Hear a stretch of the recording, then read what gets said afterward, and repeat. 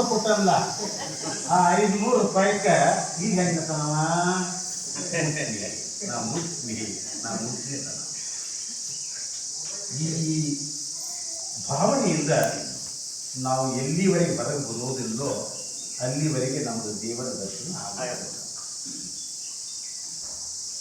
ಮನೆಯೊಳಗ ತಾಯಿದಾಳ, ತಂದೆದಾನ, ಅಜ್ಜದಾನ, ಅಜ್ಜಿದಾಳ, ವಯಸ್ಸಾಗಿದೆ. ಮೊದಲು ನಾವು ಅವರಿಗೆ ಶಿಶುವಾಗಿದ್ದೆವು, ಮಕ್ಕಳಾಗಿದ್ದೆವು. ಈಗ ಅವರು ನಮಗೆ ಮಕ್ಕಳಾಗಿರ್ತಾರೆ. ಈಗ ಅವರು ನಮ್ಮ ಮಕ್ಕಳಾಗಿರ್ತಾರೆ. ನಾವು ಮಕ್ಕಳಾಗಿದ್ದಾಗ ನಮ್ಮನ್ನ ಹೇಗೆ ಅವರು ಎಲ್ಲ ರೀತಿಯಿಂದ ನಮ್ಗೆ ಅನುಕೂಲತೆ ಮಾಡಿಕೊಟ್ಟಿದ್ರಲ್ಲ, ಆ ಅನುಕೂಲತೆಯನ್ನು ಇವತ್ತು ನಾವು ಅವ್ರಿಗೆ ಮಾಡಿಕೊಟ್ಟಿದ್ರೆ ಇದೇ ದೇವನ ದರ್ಶನ. ಇದೇ ಅವ್ರು ಭಾಷೆಯಾಗಿ ಬಿದ್ದಿರ್ತಾವ, ತಮ್ಮ ಮೂತ್ರ ಗೊತ್ತಿಲ್ಲದೆ ಹೋಗಿರ್ತಾವ, ಮಲ ವಿಸರ್ಜನೆ ಆಗಿರ್ತೈತಿ, ವಾಸನೆ ಬರ್ತಿರ್ತೈತಿ. ಅಂತ ಹೊತ್ತಿನಾಗ ನಾವು ಎಷ್ಟು ಮೂರ್ತಿಗಳನ್ನು ಪೂಜಾ ಮಾಡಿದರೂ, ಏನು ಮಾಡಿದರೂ, ಧ್ಯಾನ ಮಾಡಿದರೂ ಎಲ್ಲವೂ ನಿಷ್ಫಲ. ಅದಕ್ಕೆ ಆ ರೋಗಿಗಳ, ವಯಸ್ಸಾದ ತಂದೆ ತಾಯಿಗಳ, ಅಜ್ಜ ಅಜ್ಜಿಯರ ಸೇವೆಯನ್ನು ಮಾಡುವುದೇ ಶಿವನ ಸೇವೆ. ಇದನ್ನು ನಾವು ಇವತ್ತ ನಮ್ಮ ಬದುಕಿನಲ್ಲಿ ಅಳವಡಿಸಿಕೊಳ್ಳಬೇಕಾಗಿದೆ. ಪ್ರತಿಯೊಬ್ಬರ ಮನೆಯೊಳಗೂ ಇವೆಲ್ಲ ಸಮಸ್ಯೆಗಳಿಂದ ಇವತ್ತ ಆ ಸಮಸ್ಯೆಗಳಿಂದ ನಾವು ಹೊರಗೆ ಬರಬೇಕಾಗಿತ್ತಂದ್ರೆ ನಮ್ಮ ಬದುಕನ್ನು ಸ್ವಲ್ಪ ನಾವು ವಿಶಾಲ ಮಾಡಿಕೊಳ್ಳಬೇಕು.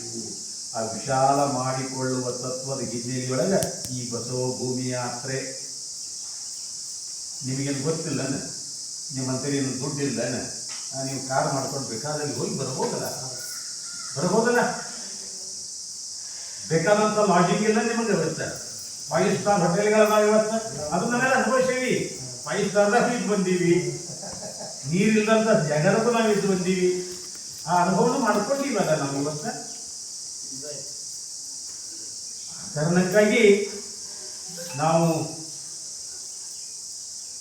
ಹೊಂದಾಣಿಕೆ ಮನೋಭಾವವನ್ನು ಮಾಡಿಕೊಂಡು ಮನೆಯೊಳಗೆ, ಸಮಾಜದೊಳಗೆ ಬದುಕುವ ರೀತಿಯನ್ನು ನಾವು ಕಲ್ತ್ಕೊಂತೀವಿ ಅಂದ್ರೆ ಅದಕ್ಕೆ ದೇವದರ್ಶನ, ಗುರುದರ್ಶನ ಅಂತ ಹೇಳ್ತಾರೆ. ಈ ಗುರುದರ್ಶನ ಮೊದಲಿಗೆ ಮಾಡಿಕೊಂಡಾಗ ನಂತರ ದೇವದರ್ಶನ ಆಗ್ತದೆ. ಗುರುದರ್ಶನ ಮೊದಲಾಗುವುದಿಲ್ಲ. ಗುರುದರ್ಶನ ಆಗದೆ ದೇವದರ್ಶನ ಆಗುವುದಿಲ್ಲ. ಇದು ನೀವು ಬರ್ಕೊಂಡು ಬಿಡುವುದನ್ನ ಕಟ್ಟಿಟ್ಟು ಗೊತ್ತಿದ್ದು. ಮೊದಲು ಗುರುದರ್ಶನ ಬೇಕು. ಗುರು ಅಂದ್ರೆ ಏನು? ಮಾರ್ಗದರ್ಶಕ, ಒಬ್ಬ ತಿಳುವಳಿಕೆ ಹೇಳುವವ, ದಾರಿ ತೋರಿಸುವವ, ಅವನ ದರ್ಶನ ಮೊದಲು ನಮಗೆ ಆಗ್ಬೇಕು. ಅಂದಾಗ ದೇವರ ದರ್ಶನ ಆಗ್ತದೆ. ಆ ಕಾರಣಕ್ಕೆ ನಾವು ಹೇಳಿದ್ರು, ನಿನ್ನ ಆತ್ಮ ನಿಶ್ಚಲವಾಗಿರಲು ಪರಮಾತ್ಮ ನಿಶ್ಚಯವಾಗಿರುವ. ಇಂಥ ತತ್ವದ ಅಡಿ ಒಳಗೆ ಒಂದು ಮಾತು ಹೇಳ್ತಾರೆ, ಬಣ್ಣ ಬಣ್ಣದ ಹಸುಗಳು ಇದ್ದರೂ ಹಾಲಿಗೆ ಬಣ್ಣವು ಇದೆ ಏನು? ಪ್ರಶ್ನೆ ಮಾಡ್ತಾರೆ. ನಾವು ನೋಡ್ತೀವಿ ಸಮಾಜದೊಳಗೆ ಆಕಳುಗಳು ನಮ್ಮ ಕೈಲಿ ಕಾಣ್ತಾವ, ಅವು ದಾರ್ಯಾಗ ನಿಂತಿರ್ತಾವ. ಅವತ್ತನ್ನು ಬಿಟ್ಟು ನಾವ ಬರ್ಬೇಕು ಹೊತ್ತಾಗ ಯಾವ ಸರಿಯಾಗಿ ನಿಮ್ಗೆ ಗೊತ್ತೈತೆ. ಹಂಗೆ ಮಂದಿನೂ ಐತಿ ಅಂದ್ರೆ ಆ ಮಂದಿಗೆ ಮತ್ತು ಜನಕ್ಕೆ ಯಾವುದೇ ರೀತಿಯ ವ್ಯತ್ಯಾಸ ಇಲ್ಲ. ಬಣ್ಣ ಒಂದೊಂದು ಬಿಳಿ ಐತಿ, ಒಂದೊಂದು ಕೆಂಪೈತಿ, ಒಂದೊಂದು ಕಪ್ಪೈತಿ, ಇನ್ನೊಂದು ಮಾಸದೈತಿ, ಇನ್ನೊಂದು ಹಂಡ ಐತಿ. ಅನೇಕ ರೀತಿಯ ದನಗಳನ್ನು ನಾವೆಲ್ಲ ನೋಡ್ತೀವಿ. ಆದ್ರೆ ಅವುಗಳ ಮೈಯ ಬಣ್ಣ ಇದ್ದಂತೆ ಹಾಲಿನ ಬಣ್ಣವು ಇದೆಯೇ? ಪ್ರಶ್ನೆ ಮಾಡ್ತಾರೆ. ನಾವಿಲ್ಲಿ ಕುಂತವರು ಕೆಂಪು ಇರಬಹುದು, ಬೆಳಗಿರಬಹುದು, ಸಾದ್ಗಪ್ಪ ಇರ್ಬೋದು, ಗೋಧಿ ಬಣ್ಣ ಇರ್ಬೋದು, ಏನೇ ಇರಲಿ ಒಳಗಿನ ಆತ್ಮ ಪ್ರಕಾಶ ಮಾತ್ರ ಎಲ್ಲರದು ಒಂದೇ. ಹಾಗೆ ಆ ಆಕುಳಗಳ ಬಣ್ಣ ಬೇರೆ ಬೇರೆ ಇದ್ದರೂ ಕೂಡ ಹಾಲಿನ ಬಣ್ಣ ಹೇಗೆ ಬಿಳಿಯಾಗಿದೆಯೋ ನೊರೆನೊರೆಯಾಗಿದೆಯೋ ಅದೇ ತತ್ವದೊಳಗೆ ಭಗವಂತನ ಸ್ವರೂಪ ಇದೆ, ದೇವನ ಸ್ವರೂಪ ಇದೆ. ಆ ಕಾರಣಕ್ಕಾಗಿ ನಾವು ಅವರು ಇಂಥವ್ರದಾರು ಅವ್ರು ಅಂಥವ್ರದಾರು ಅಂತೇಳಿ ನಾವು ನಿಗೀಜನಿಸಿ ಉದಾಸೀನತೆಯನ್ನ ಮಾಡಲಾರದೆ ನಾವೇನ್ ಮಾಡ್ಬೇಕಾಯ್ತಂದ್ರೆ ಪ್ರತಿಯೊಬ್ಬರಲ್ಲಿ ಆ ದೇವ ಚೈತನ್ಯ ಇದೆ. ಆ ದೇವ ಚೈತನ್ಯವನ್ನೇ ತಿಳಿಸುವವನು ಯಾರಪ್ಪ ಅಂದ್ರೆ ಗುರು ಪರಮಾತ್ಮ. ಅವನೇ ಮಾರ್ಗದರ್ಶಕ. ಅವನ ಹೊರತ ಇದು ನಮಗೆ ಸಿಗೋದಿಲ್ಲ. ಇನ್ನೊಂದು ಮಾತನ್ನ ಆ ಅನುಭವ ಗೀತೆಯೊಳಗೆ ಹೇಳಿದ್ದೆ, ಅಂಕು ಡೊಂಕುಗಳು ಕಬ್ಬಿಗೆ ಇರಲು. ನಾವೆಲ್ಲ ನೋಡಿವಿ, ಗದ್ದೆಗಳಲ್ಲಿ ಕಬ್ಬು ಹಾಕಿರ್ತೀವಿ.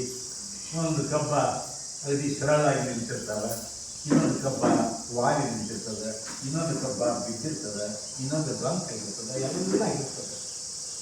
ಅದಕ್ಕೆ ನಾವು ನೀವೆಲ್ಲ ಶಾಲೆಯೊಳಗಿದ್ದಾಗ ನಮಗೆ ಗೋಡೆ ಮೇಲೆ ಗಾದೆ ಮಾತುಗಳನ್ನು ಬರೀತಿದ್ರು. ಕಬ್ಬು ಡೊಂಕ ಆದರೆ ಸಿಹಿ ಡೊಂಕೆ ಅಂತೇಳಿ ಗಾಡಿ ಮೇಲೆ ಬಂದಿರ್ತಾರೆ. ಅಲ್ಲಿ ಇದನ್ನ ಅವ್ರು ಹೇಳ್ತಾರ, ಅಂಕು ಡೊಂಕುಗಳು ಕಬ್ಬಿಗೆ ಇರಲು ಒಳಗಿನ ಸಿಹಿಯು ಡೊಂಕೆ, ಡೊಂಕಿನ ಕಬ್ಬೇ ನಿನ್ನ ಆತ್ಮ. ಒಬ್ಬ ಮನುಷ್ಯ ಎತ್ತರ ಇರಬಹುದು, ಒಬ್ಬ ಗಿಡ್ಡಿರಬಹುದು, ಒಬ್ಬ ತೆಳಗಿರಬಹುದು, ಒಬ್ಬ ದಪ್ಪ ಇರಬಹುದು. ಅನೇಕ ರೀತಿ ಜನ ನಮ್ಮಲ್ಲಿದ್ದಾರೆ. ಅಷ್ಟಾವಕ್ರನಂತವ್ರು ಇದ್ದಾರೆ, ಹೌದಲ್ರಿ? ಒಬ್ರು ಕುಂಟ್ರು ಇರಬಹುದು, ಒಬ್ಬರು ಕುರುಡ್ರು ಇರಬಹುದು, ಏನೇನು ಅಂದು ವೈಕಲ್ಯತೆ ನಮ್ಮಲ್ಲಿ ಇರಬಹುದು. ಅವೆಲ್ಲ ಇದ್ರೂ ಕೂಡ ಹೆಂಗ ಬಾಗಿದ ಕಬ್ಬಿನಲ್ಲಿಯೂ ಒಂದೇ ತರದಂತ ಸಿಹಿ ಐತಿ, ನೇರವಾಗಿ ನಿಂತಿರುವಂತ ಕಬ್ಬಿನಲ್ಲಿ ಕೂಡ ಒಂದೇ ತರದಂತ ಸಿಹಿ ಐತಿ. ಇನ್ನೊಂದು ಏನ್ ಮಾಡಿದೆ, ಡೊಂಕ್ ಐತಿ, ಇನ್ನೊಂದು ಬಾಗಿ ಐತಿ, ಇನ್ನೊಂದು ಗುದ್ದ ಐತಿ. ಏನು ಮಾಡಿದ್ರು ಆ ಕಬ್ಬಿನೊಳಗೆ ಸಿಹಿ, ಅದ್ರದ್ದು ಬೇರೆ ಇದ್ರದ್ದು ಬೇರೆ, ಅದ್ರದ್ದು ಬೇರೆ ಇದ್ರದ್ದು ಬೇರೆ ಅನ್ನುವಂಥ ತಾರತಮ್ಯ ಆ ಕಬ್ಬಿನಲ್ಲಿ ಇಲ್ಲ. ಹಾಗೆ ನಮ್ಮೊಳಗೂ ಕೂಡ ಭಗವಂತ ಒಂದೇ ರೀತಿಯಾಗಿದ್ದಾನೆ. ಇವರು ಸ್ವಾಮಿಗಳದಾರು, ಇವರೊಳಗೆ ಬೇರೆ ನೋ ಇಲ್ಲ, ಒಂದೇ. ಬಟ್ಟೆ ಬದಲಿರಬಹುದು, ಬಟ್ಟೆ ಬೇರೆ ಇರಬಹುದು, ನಾವು ಒಕ್ಕಲ್ತನ ಮಾಡಬಹುದು, ಇನ್ನೊಬ್ಬರು ವೈದ್ಯಕೀಯ ಮಾಡಬಹುದು, ಇನ್ನೊಬ್ಬರು ನೌಕರಿ ಮಾಡಬಹುದು, ಇನ್ನೊಬ್ಬರು ಮಾಸ್ತರಿಕೆ ಮಾಡಬಹುದು, ಒಬ್ಬರು ಗೃಹಸ್ಥರಾಗಿರ್ಬಹುದು, ಗೃಹಿಣಿಯಾಗಿರ್ಬಹುದು, ಏನೇ ಆಗಿರಲಿ, ಹೆಣ್ಣು ಗಂಡು ಅನ್ನುವಂಥ ತಾರತಮ್ಯ ಇಲ್ಲದೆ ಪ್ರತಿಯೊಬ್ಬರಲ್ಲಿ ಇರುವಂತಹ ಆತ್ಮ ಚೈತನ್ಯ ಮಾತ್ರ ಒಂದೇ.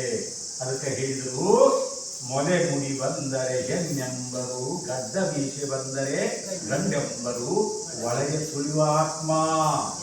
ಒಳಗಿರುವಂತ ಆತ್ಮಕ್ಕ ಹೆಣ್ಣು ರೂಪಿಲ್ಲ, ಗಂಡ ರೂಪಿಲ್ಲ. ಅದು ಏನೈತೆ, ಲಿಂಗದಿಂದ ಅತೀತವಾಗಿ, ಆ ಭೇದದಿಂದ ಅತೀತವಾಗಿರುವಂತಹ ಚೈತನ್ಯ ಆ ವ್ಯಕ್ತಿಯಲ್ಲಿ ಪ್ರತಿಯೊಬ್ಬರಲ್ಲಿ ಐತಿ. ಅದಕ್ಕೆ ಆತ್ಮ ಆತ್ಮ ಅಂತ ಹೇಳ್ತಾರೆ. ಅದುವೇ ಕಾರಣ ಶರೀರ. ಅದಕ್ಕೆ ಕಾರಣ ಶರೀರ ಅಂತ ಹೇಳ್ತಾರೆ. ಅದಕ್ಕೆ ಸ್ಥೂಲ, ಸೂಕ್ಷ್ಮ, ಕಾರಣ, ಈ ಮೂರೂ ಶರೀರಗಳು ನಮ್ಮಲ್ಲಿ ಇದ್ದಾಗ್ಯೂ ಕೂಡ ನಾವು ಇನ್ನೂ ಯಾಕೆ ದೇವ ದರ್ಶನ ಮಾಡಿಕೊಳ್ಳಿಲ್ಲ? ಯಾಕೆ ಮಾಡಿಕೊಳ್ಳಿಲ್ಲ ಅಂದ್ರೆ ನಮ್ಗೆ ಸರಿಯಾದಂತಹ ಮಾರ್ಗದರ್ಶನ ಸಿಕ್ಕಿಲ್ಲ. ನಿಮ್ಮ ತಪ್ಪಲ್ಲ, ನಮ್ಮ ತಪ್ಪಲ್ಲ. ನಾವು ಮನೆ ಮನೆಗೆ ಹೋಗಿ ತತ್ವ ಹೇಳಿಲ್ಲ ಗುರುಗಳೇ. ನಿಮ್ಮನ್ನ ನೀವು ಟಿಕ ಮಾಡ್ಕೊಂತ ನಾವು ಮಾಡಲಿಲ್ಲ. ಒಬ್ಬ ಗುರು, ಒಬ್ಬ ಕಾವಿಧಾರಿ ವ್ಯಕ್ತಿ ಇವತ್ತ ಕರೀಲಾದವ್ರ ಮನೆಗೆ ಹೋಗ್ಲಿ, ಯಾರು ಬೇಡ ಅಂತಾರ? ಎಷ್ಟು ಖುಷಿ ಆಗ್ತಾರ ಅವ್ರ ಮನೆಯವರು. ಇವತ್ತು ನಮಗೆ ಗುರುಗಳು ನಮ್ಮ ಮನೆಗೆ ಬಂದರು, ನಾವು ಅವ್ರನ್ನ ಕರೆದಿಲ್ಲ, ಆದ್ರೂ ಅವ್ರು ನಮ್ಮ ಮನೆಗೆ ಬಂದ ನಮ್ಗೆ ದರ್ಶನ ಕೊಟ್ಟು ತತ್ವದ ಬೋಧೆ ಮಾಡ್ಯಾರಲ್ಲ. ಇದನ್ನ ಜಂಗಮ ಮಾಡಲಿಲ್ಲ. ನಾವು ಐಗೋಳು ಊರಾಗ ನೇಮಕ ಮಾಡಿರುವ ಬಸವಣ್ಣ, ಜಂಗಮ ಸ್ಥಳ ಕೊಟ್ಟಿರುವ ಬಸವಣ್ಣ. ನಾವು ನಿಮಗೆ ಮಂಕು ಬೂದಿ ಹಾಕಿ ನಿಮ್ಮೊಳಗೆ ಭಯ ಹುಟ್ಟಿಸಿ ನಿಮ್ಮ ಕೊಟ್ಟಿರುವಂತ ಆ ಪ್ರಸಾದವನ್ನು ಸ್ವೀಕಾರ ಮಾಡಿ ದಕ್ಷಿಣಾಯಿಸಿಕೊಂಡು ಹೊರಗೆ ಹೊರತಾಗಿ ನಿಮ್ಮ ಚಿತ್ತವನ್ನು ಅಪಹರಣ ಮಾಡಲಿಲ್ಲ, ಚಿತ್ತವನ್ನು ಮಾತ್ರ ಬಿಡಲಿಲ್ಲ. ನಾವು ಚಿತ್ತವನ್ನ ಅಪಹರಣ ಮಾಡಲಿಲ್ಲ, ನಿಮ್ಮ ವಿತ್ತವನ್ನು ಮಾತ್ರ ಬಿಡಲಿಲ್ಲ. ನಮ್ಮ ಗಮನ ಯಾಕಂದ್ರೆ ನೀವು ಕೊಡುವ ಕಾಣಿಕೆ ಮೇಲಿದೆ, ಕಾಣಿಕೆ ಮೇಲಿದೆ. ಇದರಿಂದ ನಾವು ದೂರ ಆದಾಗ ಮಾತ್ರ